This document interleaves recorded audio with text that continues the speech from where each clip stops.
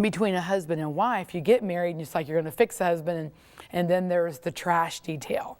And the trash, you know, now a woman can be single for, say, 35 years, 10 years out of the home. And all of a sudden, you know, they get married, and then it's all of a sudden the husband's responsibility to take the trash out. Well, the husband doesn't take the trash out. So she says, take the trash out. And he says, I ain't listening to a woman. I'm not going to take the trash out. Well, it breeds rebellion in her, and it makes her mad, gives anger because he's not meeting her expectations. As silly as it is, people get divorced over their trash. Yeah. And, you know, and it's stupid because, trust me, it's not worth it. And so it's like, okay, he's not meeting my expectations.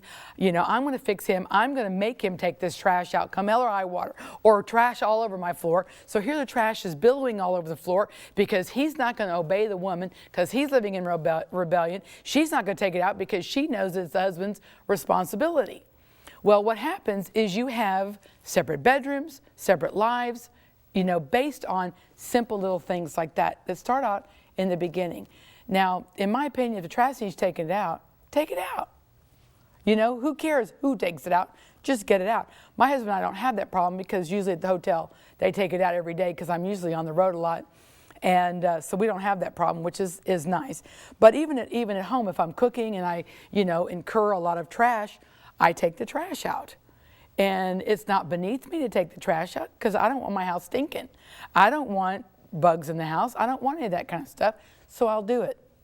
But what that does is that's a very simple example that most people can relate to in their homes today, is that my husband doesn't do this the way I want him to do it, whether it's take out the trash in a timely manner or whatever.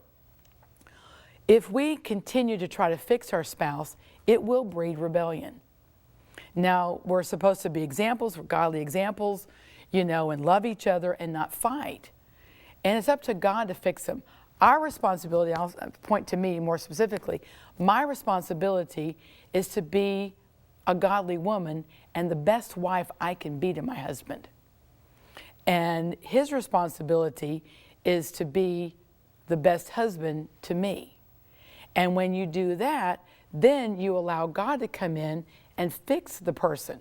If they've got little quirks, if they've got little situations or whatever, instead of us trying to correct it and breed rebellion, which you don't want to be married to a man full of rebellion, you know, and the more you try to correct and demand, then the more rebellion you're opening the door up to, which can cause problems. Then in turn, you're bitter, you're angry, you're mad, you're stressed out because there's disharmony in the home, and then that opens the door for all kinds of sicknesses in our home.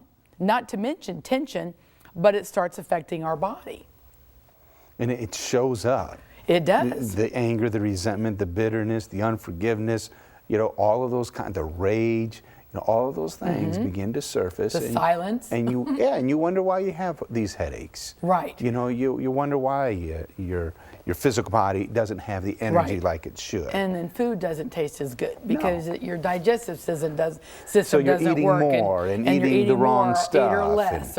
Or, you know, I'm not satisfied with our relationship. Oh, there's a candy bar. You know, and you revert to different things like that. As in comparison to just really trusting God. And it's like, God, I give you my children. I can't fix them. And the same thing goes with a husband and a wife. You know, Father, I can't fix my husband, but I give him to you. Show me how to be a better wife. And I release him to you. And I know there's a lot of fishing around Canada, especially walleye. Really good stuff up here. And salmon, of course, my two favorite fishes. And there are times when there's an area where you are not allowed to fish. It's a no trespassing zone. And if you go and you're fishing in there, then in turn you can be fined or even put in jail for fishing in the wrong place. And that's kind of what it is. It's like so oftentimes women will put their husbands on the altar with a fishing line, bring it back in, slap them back. Oh, I need to put them back on the altar. So they put them back on the altar and then they bring it back in, slap them up a little bit. And okay, God, I know I can fix them better than you can because you're just not fast enough. No. And whereas we know that it's really God's timing. But when we put them on the altar, It's a no trespassing zone.